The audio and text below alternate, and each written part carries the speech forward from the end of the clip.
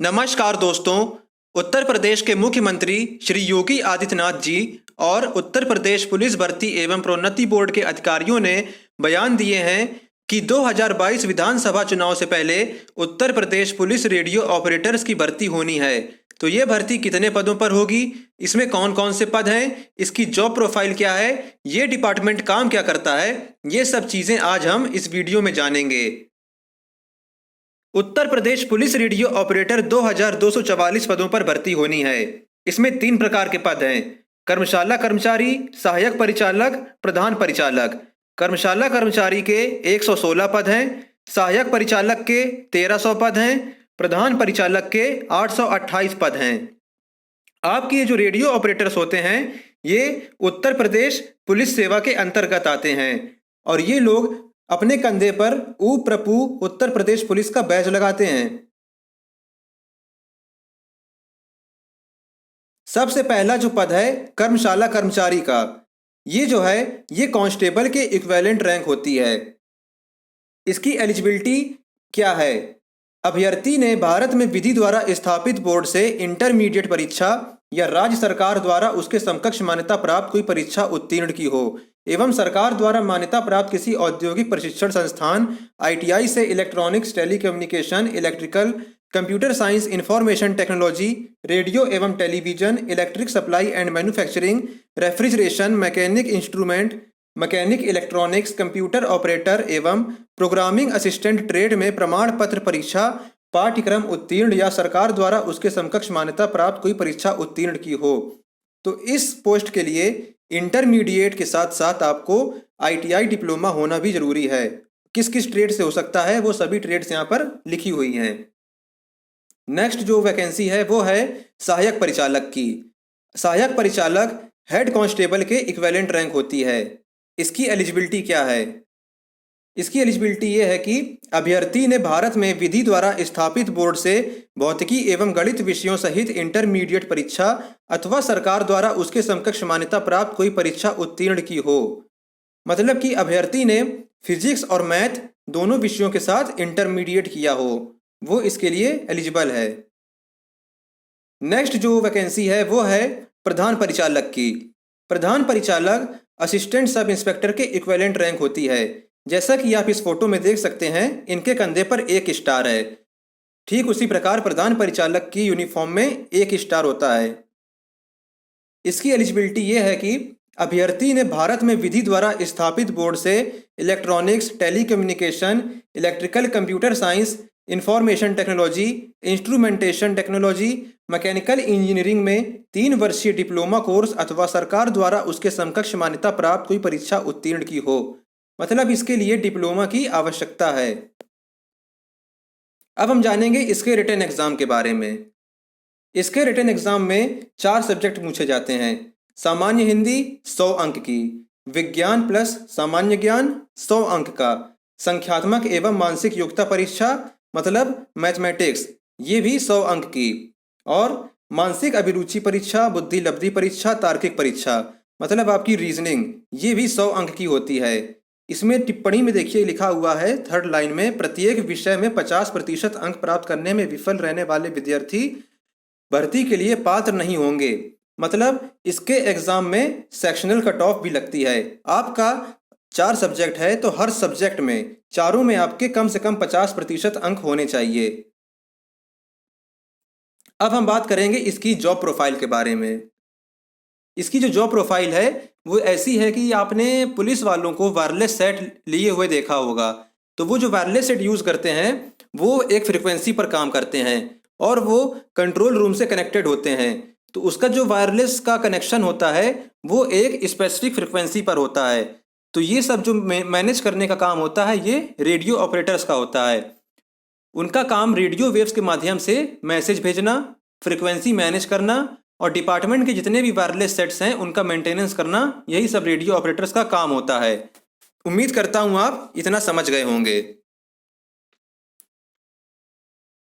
अब हम जानेंगे कि उनका कहां कहां पर भूमिका होती है।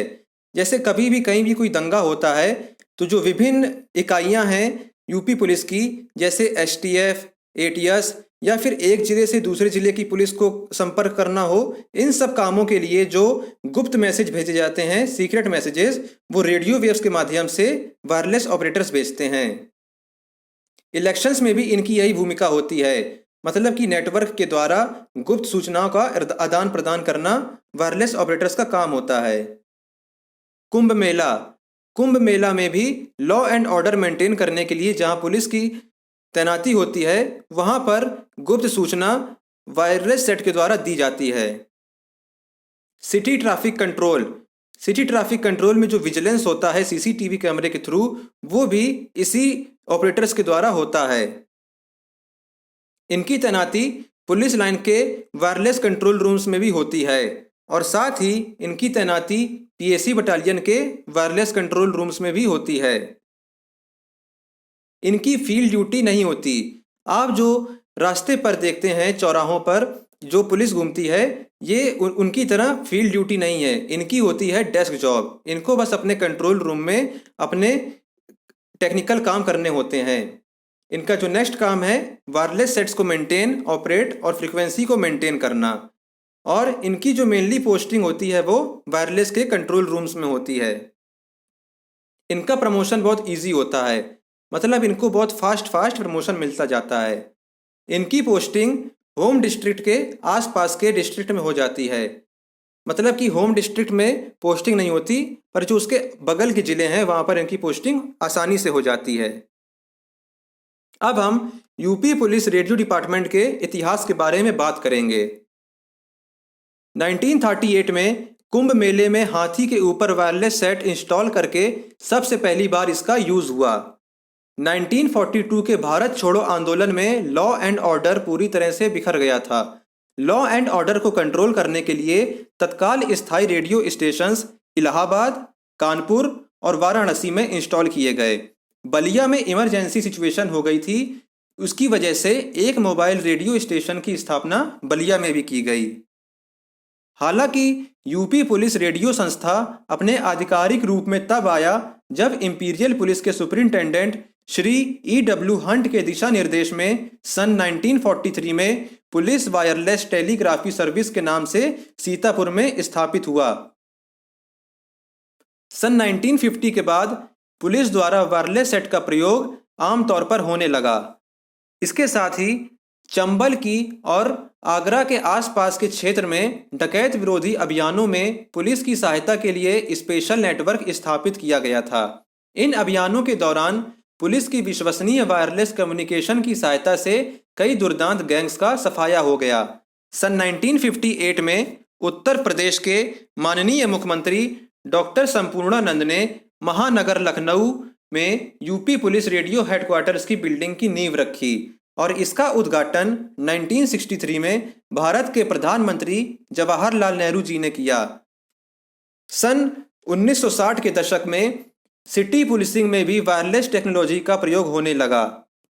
उत्तर प्रदेश के सभी शहरों में वायरलेस कंट्रोल रूम्स होते हैं जिससे सभी पुलिस जीप्स कनेक्ट होती हैं। इन्हीं कंट्रोल रूम्स से सभी पुलिस थाने और चौकी भी वायरलेस टेलीफोनी के माध्यम से कनेक्ट रहती हैं। सन 1975 से 76 में डकैत विरोधी अभियान को जोर देते हुए VHF very high frequency radio telephony का प्रयोग हुआ।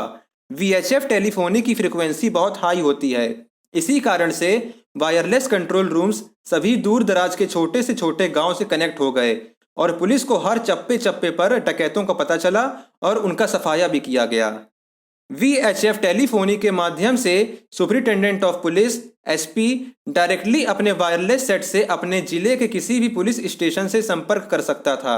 1987 में रेंज रिपीटर सिस्टम का प्रयोग शुरू हुआ।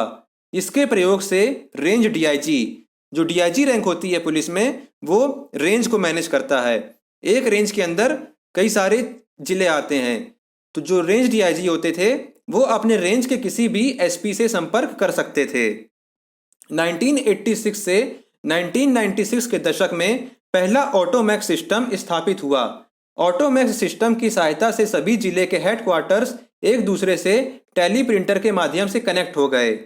दिसंबर 1996 में पुलिस रेडियो हेडक्वार्टर ने पहला ऑटोमैक्स और सुपर ऑटोमैक्स सिस्टम कमीशन किया। वर्तमान समय में प्रयोग होने वाले वर्चुअल प्राइवेट नेटवर्क ने पुराने जमाने के लाइन कम्युनिकेशन सिस्टम की जगह ले ली है। तो दोस्तों, ये सब था information Uttar Pradesh police radio विभाग के बारे में। तो आज का टॉपिक हम यहीं पर ख़त्म करते हैं। हमारी ऐसी ही वीडियोस पाने के लिए हमारे चैनल को सब्सक्राइब करके बेल आइकन को ऑल पर सिलेक्ट कर लीजिए और हमारी वीडियो को अपने सभी दोस्तों तक शेयर कर दीजिए। इसके बारे में अगर फर्दर कोई और इन्फॉर्मेशन होगी तो हम आपको वीडियो के जरिए बता देंगे। धन्यवाद।